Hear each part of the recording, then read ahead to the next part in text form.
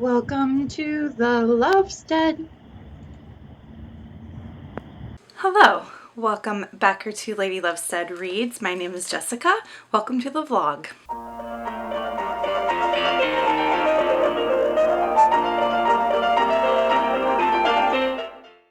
This week I'm going to be reading for AAPI Month, which is Asian American Pacific Islander Month. There's a readathon every May and it's usually hosted by Cindy. I'll leave all the information in the description box down below for anybody that I mention or talk about in this video as usual. I did take a little bit of a break from BookTube. Things were really busy at work. For those of you who don't know, I work in higher education and I was working on a project that was initially due in August and the deadline got pushed up to May. So I've done probably 250 to 300 pages of academic writing in a little over a month and a half. And it has been intense to say the least. It's been a lot of long days and late nights and early mornings. And I had to kind of step away from BookTube for a bit so that I could get some sleep in there somewhere. I also, a couple weeks ago, got hit in the face with some siding. So it's been really windy here in Iowa. The siding on our buildings is pretty flimsy. I actually keep some backup siding in my garage where folks that live in our units can come in and grab some when it flies off the building. So I live in a condo unit. It's more like a townhome unit and we all have shared walls. It's kind of hard to explain, but basically a piece of siding flew off our building when I was leaving the house and I got hit in the face right in the jaw right here. So I had a huge bruise on my face and I just really wasn't comfortable being on camera looking like I got the crap beat out of me. So I stepped away for that reason too. There's just been a lot going on in the month of April. It's been stressful, but I do have the bandwidth now to come back to BookTube. So we're coming back with a vlog because it seems to be some of my most viewed and most beloved content that I create. All of you seem to really like it, so we are pleasing the masses today. I'm currently reading Earthlings by Sayaka Murata, translated by Jenny Tapley Takamori, and I think that's the same translator she had for Convenience Store Woman. So Sayaka Murata also wrote Convenience Store Woman, which I absolutely loved. Sayaka Murata is on the autism spectrum, and I really appreciate her writing because of that, because she seems to write in a way that is gentle and nice to my autistic brain as well. So I am on the spectrum myself, and I really like the way she represents characteristics of autism in her books. So this actually ended up being an impromptu buddy read with my friend Angel at Angel Reads. We just finished reading Reckless Girls by Rachel Hawkins together. We read that for Spring Fling a Wing. And I was telling him about this, how I was going to start reading it for AAPI month, and he was like, oh, they have it on Audible, I'll read it with you. So we're doing an impromptu buddy read of it. This is also on my 5-star predictions video, which I'll leave a link up here to that. And then this was also recommended to me by Scott and Nell at Gunpowder Fiction and Plots. And that was for my 1-year BookTube anniversary video where friends of mine recommended me reads. So if you haven't seen that, I'll link you to it there. I am obsessed with this so far. I'm halfway through. And this is about Natsuki, and it starts off with her as a child, and she feels really outcast with her family, and to cope with that, she sort of creates this fantasy in her head that she and her cousin Yu are aliens from the planet. It's a really fun word. Let me see here. Papinpabopia is the name of the planet. That is such a fun word to say. Papinpabopia. But her fantasy is that she and her cousin are from this alien planet, and he kind of goes along with it. And she and Yu, her cousin, have such a special bond. They are each other's safe place. And it's so nice to see that relationship. So then some things happen to her as a child that are really terrible, and now I'm in chapter 4, and we're seeing her as an adult, and she's going back to her grandmother's house, which is where the book started. It starts at her grandmother's house. She's going back to her grandmother's house with her husband, and her marriage is like a marriage of convenience. Her husband is asexual. Love the ace rep in this. I am also ace, so it's always fun to read about an ace character. And she's going to her grandmother's house because her husband's like super, super depressed. He lost his job. He's feeling like he doesn't want to live anymore. And she's told him all about her grandmother's house, how much she loves it. And so he's like, I really want to visit. And lo and behold, when they go visit, Yu is there. And she had been estranged from Yu for a while. So that's where I'm at in the story. I'm absolutely loving it. Loving, loving, loving Sayaka Murata's writing style. I highlighted a passage to share with you that basically sums up the story and what this really gets at. So this is on page 71, and Yu is talking, and he says, for a moment he couldn't get his words out. But then he said in a small voice, children's lives never belong to them. The grown-ups own us. If your mom abandons you, you won't be able to eat, and you can't go anywhere without help from a grown-up. It's the same for all children. He reached out a hand to cut a flower from the bed. That's why we have to try hard to survive until we've grown up ourselves. That is a major theme of the book. And it also touches a lot on capitalism and like how we're all cogs in the machine that is capitalism. So there's that. It's also got some themes of like feral humanity, how humans are animals and it's okay to get in touch with that like feral side of ourselves, and that's been really fun. Let me read you a passage where she talks about sort of the capitalism stuff, and this is the start of chapter 2. It's on page 35 of the hardcover. My town is a factory for the production of human babies. People live in nests packed closely together. It's just like the silkworm room in Granny's house. The nests are lined up neatly in rows, and each contains a breeding pair of male and female humans and their babies. The breeding pairs raise their young inside their nests. I live in one of these nests too. The baby factory produces humans connected by flesh and blood. Eventually, we children will also leave the factory and be shipped out. Once shipped out, male and female humans are trained how to take food back to their own nests. They become society's tools, receive money from other humans, and purchase food. Eventually, these young humans also form breeding pairs, coop themselves up in new nests, and manufacture more babies. So good. Her writing is so good. I am obsessed with this book. Yes. So, plan for today. Today is Thursday, May 5th, and I'm going to wrap up some work today. I might go to the barn. I think we wanted to go see the chickens, and that's what I have for you for now. My fiddly fig is not doing very well. From what I could tell, it got a bacterial infection, and I could not bring her around. This is just, oof, really not very live, laugh, love.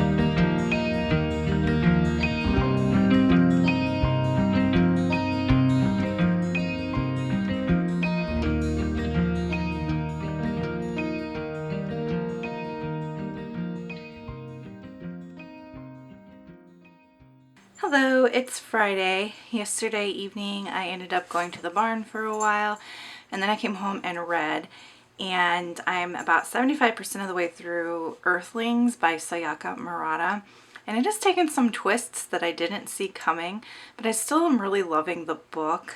I identify with it in a lot of ways. Maggie was bumping the tripod anyway. I find her discussion of capitalism especially interesting, and some of the characters' ways of like thwarting capitalism just have me cracking up. But anyway, it's Friday today. I worked for a while, and then Brandon and I went to the library, and then we went and saw the chickens, and I wanted to share with you both what I got in my book of the month box this month and what I got from the library. So here is their famous blue box. Okay, their bookmark this month says, "Please don't stop." Ew. Ew, why? Why is that the bookmark I got? Alright, anyway, the book I got for the month is The Hacienda, and this is sounding to me like a gothic horror story about a haunted house, and it's definitely giving me like Mexican gothic vibes. During the overthrow of the Mexican government, Beatrice's father was executed and her home destroyed. When handsome Don Rodolfo Solorzano proposes, I said it with a French accent, I'm sorry, proposes, Beatrice ignores the rumors surrounding his first wife's sudden demise, choosing instead to seize the security that his estate in the countryside provides. She'll have her home again, no matter the cost. But Hacienda San Isidro is not the sanctuary she imagined. When Rodolfo returns to work in the capital, visions and voices invade Beatrice's sleep. The weight of invisible eyes follows her every move. Rodolfo's sister Juana scoffs at Beatrice's fears, but why does she refuse to enter the house at night? Why does the cook burn copal incense at the edge of the kitchen and mark the doorway with strange symbols? What really happened to the first Doña Solorzano? Oh my gosh, I am so sorry, I suck. What really happened to the first Doña Solorzano? Why is this so hard for me? So that sounds really, really good. And then I did get an add-on book. I love stories that feature higher education, just education in general, so the add-on book I got was Prep. From what I can tell, this might be like a taboo relationship story. So it says, Lee Fiora is an intelligent, observant 14-year-old when she leaves her family behind in Indiana to attend the prestigious Out School in Massachusetts. Over the next 4 years, her experiences at Out, complicated relationships with teachers, intense friendships with other girls, and all-consuming preoccupation with a classmate who is less than a boyfriend and more than a crush, coalesce into a singular portrait of the universal pains and thrills of adolescence. So that kind of spoke to me a little bit. It was giving me some My Dark Vanessa vibes. It's giving me just some academic setting vibes, boarding school vibes, which I love. So I picked that one up as well. From the library, I got Lord of the Flies by William Golding. Yes, this is the classic that they make everyone read in high school. They did not make me read it in high school. I've never actually read it. But before I started reading Earthlings, my friend Angel and I, buddy, read the book Reckless Girls by Rachel Hawkins. And that, to me, had what I picture Lord of the Flies being about. It had those same, like, that same atmosphere and some of those same themes of, like, being on an island and survival and etc.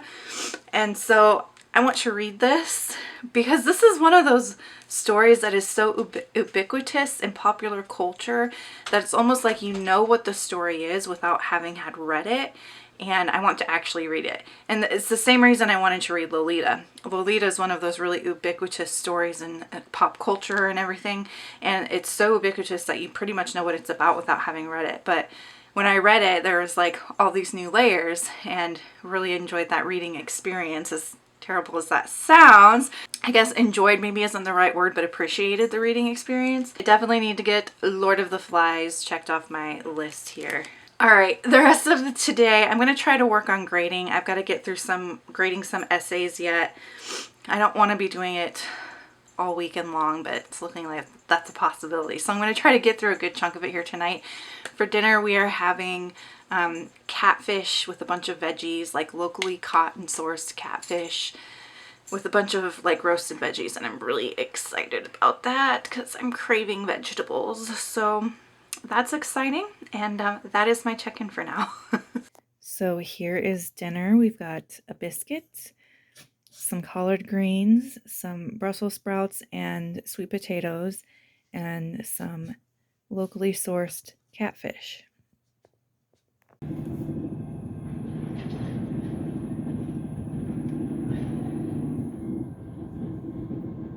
Good morning. It is 10:30 a.m. on Saturday. I have already been up and been to the barn and seen the horses and cleaned stalls. Because today the horses got their spring vaccinations. So I was up and out of the house before 8 a.m. today. Who even am I? I don't even know anymore. But I've had most of this coffee, so I feel pretty good. This is my standard Starbucks drink. It's just your very basic vanilla latte with an extra shot of espresso. That's my Starbucks order on a typical day. But in the fall, I really like their pumpkin cold brew. No, their pumpkin cream cold brew. And in the spring, around St. Patrick's Day, I really like their Irish cream cold brew with the flavored cream on it. I'm gonna stop saying cream now. I finished Earthlings last night, and this was a trip. This was a trip into a place I've only been a few times before. Have you all seen the movie Mother? It came out like in the 20 teens, and it was like really edgy, and it's basically like one big allegory. The last 25% of this book felt like watching that movie. It turned into just one big allegory about capitalism, about societal expectations and norms, and what happens when we strip all that away and we go back to living as animals. We turn into feral humans. That's what this last 25% was about, and it read like a fever dream. It's very different in tone from the first 60% of the book. In the first 60% of the book, I felt like it was fairly grounded in reality and fairly believable, and then like the last 40% started to get a little bit out there. And it started to feel more and more like a fever dream or like a psychotic break. I really like this book. I love Sayaka Murata and her brain. Her brain is a good brain. And she writes some really interesting stories. So between the two that I have read of hers, which is this one and Convenience Store Woman, I do think they're hard to compare. But also not hard to compare, because like the same themes are present in both, which is societal expectations, specifically societal expectations on women around marriage and motherhood and productivity and work. So the themes are the same, but the execution is very different. And Convenience Store Woman, I feel like, stays more within the realm of literary fiction, where this goes off into all kinds of different possible genres. It's more like speculative horror, sci-fi. I mean, it's all over the place. It's cuckoo bananas. And I'm here for it, honestly. I can see why some people really don't like this. I can see why this would put off some people pretty hardcore. But I liked it. It was dark. It was twisted. It made me think about things. And yeah, I am going to continue reading Sayaka Murata's work. Was this a 5-star read? I don't know yet. I haven't put it through my Compile rating system just yet. But if I had to take a guess, my gut says no, not quite 5 stars, but a pretty high 4-star. So if you like dark, twisted fever dream, if you like the movie Mother, You might really like this. The next book I am going to pick up is a book that I actually won in a giveaway, and I'm so excited to share with you what it is. It is Woman Eating by Claire Coda, and this was a giveaway hosted by Jan at Jan Agaton for her 3K celebration, and I'm a huge Jan fan. I stand for Jan. How many times can I rhyme with jam within this segment? We'll see here. But she's awesome. If you haven't seen her videos yet, go check them out. We read a lot of the same books. So she likes a lot of the same like dark and twisted stuff, some emotional stuff, some hard-hitting stuff, some vampire stuff, some dark romance. So very similar tastes to what I read. And she's also just a really, really cool woman. So go check her out. She is blowing up, so you probably already know who she is. She recently hit 3K. Congrats, Jan. And thank you so much for the book, for the giveaway, and for everything that you do. We love you here at the Lovestead. So Woman Eating, this is also going to count for AAPI month because Claire Coda is part Japanese. I did a little research on her. And this is a literary vampire novel. I'll just read you from the dust jacket here. So Lydia is hungry. She's always wanted to try Japanese food. Sashimi, ramen, onigiri with sour plum stuffed inside. The food her Japanese father liked to eat. And then there is bubble tea and iced coffee, ice cream cake, foraged herbs and plants, and the vegetables grown by the other young artists at the London studio space she's secretly squatting in. But Lydia can't eat any of these things. Her body doesn't work like those of other people. The only thing she can digest is blood, and it turns out that sourcing fresh pig blood in London, where she is living away from her vampire mother for the first time, is much more difficult than she'd anticipated. So that's all that I will read of that. This was actually blurbed by Ruth Ozeki, and I have not read any Ruth Ozeki, but I know that she's a booktube darling. So her blurb says, absolutely brilliant, tragic, funny, eccentric, and so perfectly suited to this particularly weird time. Claire Coda takes the vampire trope and makes it her own in a way that feels fresh and original. Serious issues of race, disability, misogyny, body image, sexual abuse are handled with subtlety, insight, and a lightness of touch, and the novel is ridiculously suspenseful. I was on the edge of my seat just waiting for Lyd to bite someone, and in the end, I felt utterly and happily bitten. Sounds really good. This is one of my most anticipated reads. It was just released in April. So super excited to get to this. But you know, something I've noticed about my AAPI reading so far is that it's been very heavy on Japanese literature and Japanese writers. So moving forward for my next AAPI read, I'm going to keep that in mind and try to diversify a little bit more. But anyway, I'm going to start this today. The plan for today is, well, I was originally going to work on something on the farm, but it looks like those plans have sort of fallen through, which is fine. I have to grade some final essays for my students. So I'm going to try to get through those final essays. I'm going to watch all of your booktube videos while I grade. So even though I've been like so swamped and just like working so much lately, I've still been able to keep up with your booktube videos. I just watch them while I'm working on things, and it has been such a blessing to still be able to spend that time with you. I mean, it's really kept me from, you know, going cuckoo bananas myself. So thank you for continuing to produce all of your lovely content, all of you. I love being part of this community so much. You all mean so much to me, and I feel like I don't share that or express that with you enough, that I really do value.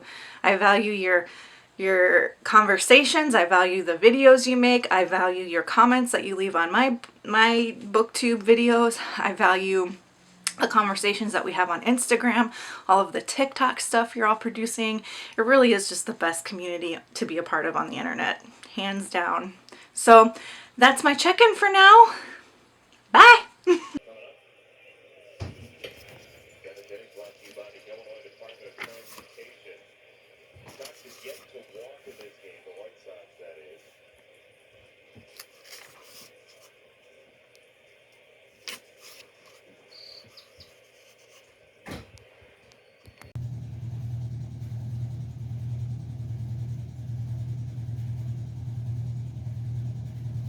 Hello, it is Sunday, and yesterday was a pretty chill day. For those of you who are new here, I do have a genetic disorder called Ehlers-Danlos syndrome that causes a lot of like injuries and dislocations, chronic pain and chronic fatigue and chronic illness.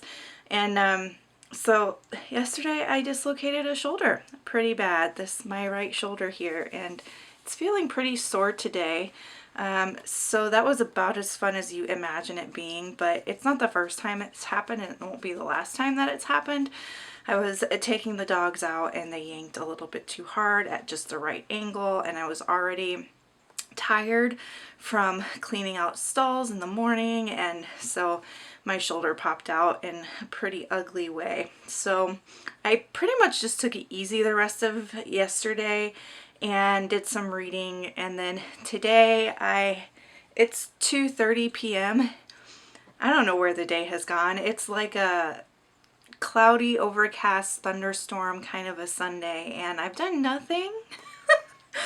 I've been laying around and snuggling my critters, and that's about it. So I need to really get my booty in gear here, because today I need to run laundry and do some chores around the house and finish grading my students' essays and hopefully get some reading done in there somewhere. I did get some reading of Woman Eating done. I take the dust jackets off when I read. And this book so far has been a pretty meh reading experience. It's a pretty slow-paced book, and I'd like to say it's character-driven, except I feel like the characters are still pretty surface level. It seems like right when we're about to start diving into some real good meat and some real good ideas, Coda pulls back again and keeps it very surface level. So like, for example, a lot of what we're doing in this book is just living the day-to-day with Lydia, the main character.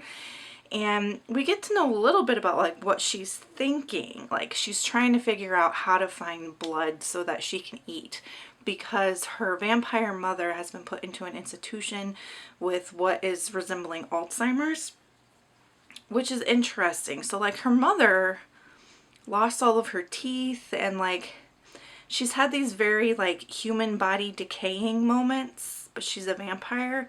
So I'm not totally understanding how vampires work in this world, I guess. And anyway, since she is in this institution, Lydia has to find her own source of blood, and they were initially using pig's blood instead of drinking people's blood. She's having a really hard time finding a source for it. So a lot of this book is just her trying to figure out like, how can I feed myself?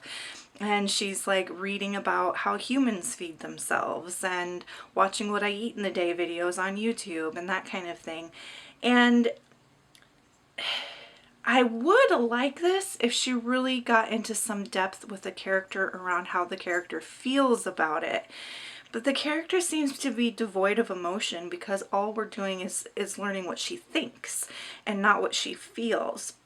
And like what she observes and not what she feels about those observations. So she goes to visit her mom in this institution, and she's like in the waiting room playing with these kids' toys.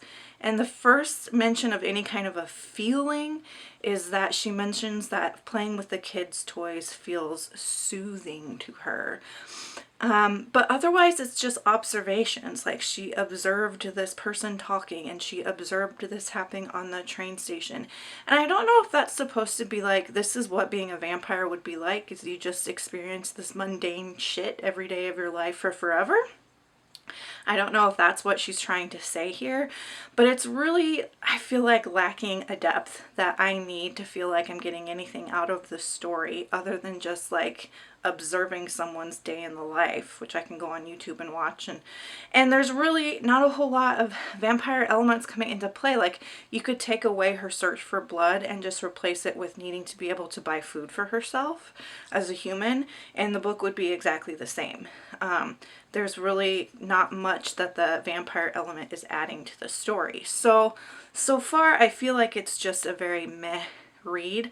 I'm going to finish it. I'm halfway through, and it's just a short little kiss of a book. It's under 300 pages, so I'll finish it. But I don't know I don't know if I'm gonna like it. It's gonna really depend on what happens here in this last half of the book, I guess, and if we get anything more than what we've gotten so far. So yeah, so that's that update. I'm gonna run laundry the rest of the day, finish student essays, do some chores, and hopefully get some reading done. So that's my check-in for now. Hello, it is Monday, and it is almost 2 p.m. I've already gotten logged into work and everything. I'm kind of taking a little lunch break here. And let's talk about woman eating. This was a 2-star read for me. It didn't really pick up at all. It really just felt like observations. And the observations weren't meaningful enough to really ground the story. I'm disappointed. Like, I'm really trying hard to find things that are positive that I can say about it, because it's a debut and I was really looking forward to it, and I hate to yuck the yum of a debut author, but I just really didn't like this. I also feel bad because it was a giveaway, and like, so because it's a giveaway, I'm trying to be like, okay, what can I say about this that was good? So I will say that I do think Claire Cota has a lot of potential as a writer. That potential is there, and she might just need support of a better editor, because I felt like I could feel what she was trying to do. It just never went there. You know what I mean? It never went to where she intended it to go, I feel like. But maybe the intention is that, like, if you're a vampire, then this is just your life. You live in the mundane human world day in and day out, and it's not nearly as glamorous as people say it is. And I'm thinking that that might be the point of the book, because I did find a passage here, I'll read it to you, that kind of sums that up. So this is on page 153. So she says, I don't know how people do it. How do I go from where I am here, being moved out of photographs and replaced with actresses like I don't exist, to where I want to be? In just a couple of months, I'll run out of money to rent my studio. How is it that vampires and all the books and films and TV programs always seem to be so successful and wealthy and able to rent or even buy studios, flats, houses, sometimes even whole estates? How is it that they all manage to feed themselves and stay so strong too? How can they all, including the ones with souls, get hold of blood so easily, while I've struggled to even get some fresh pig blood, while I struggle now to even replace what I got from a meager duck? I think that pretty much sums up the point of this book.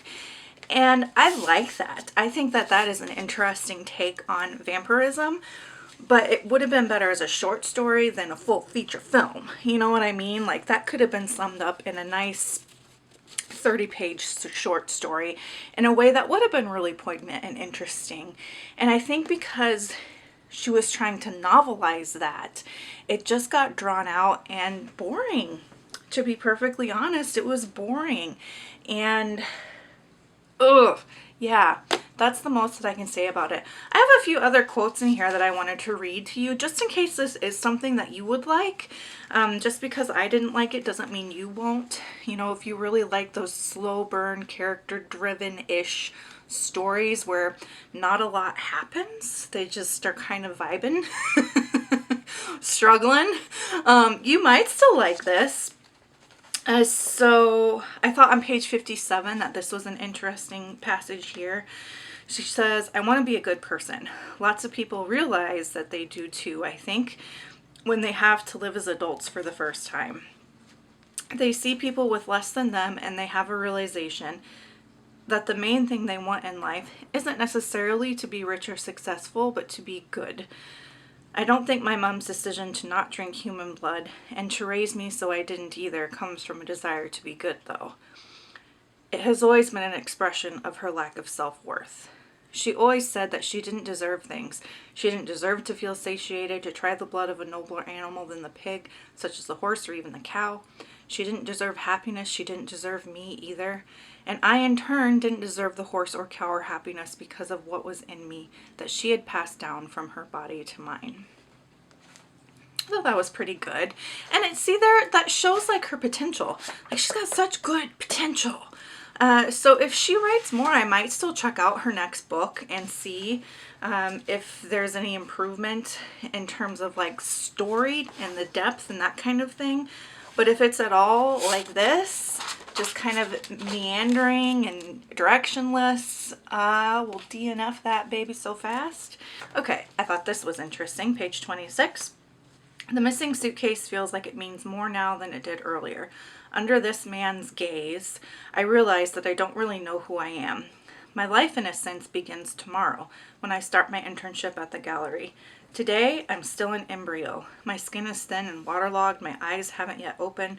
The man's gaze is like a spotlight. There's nothing I have that proves I have existed and that I have an identity beyond my appearance.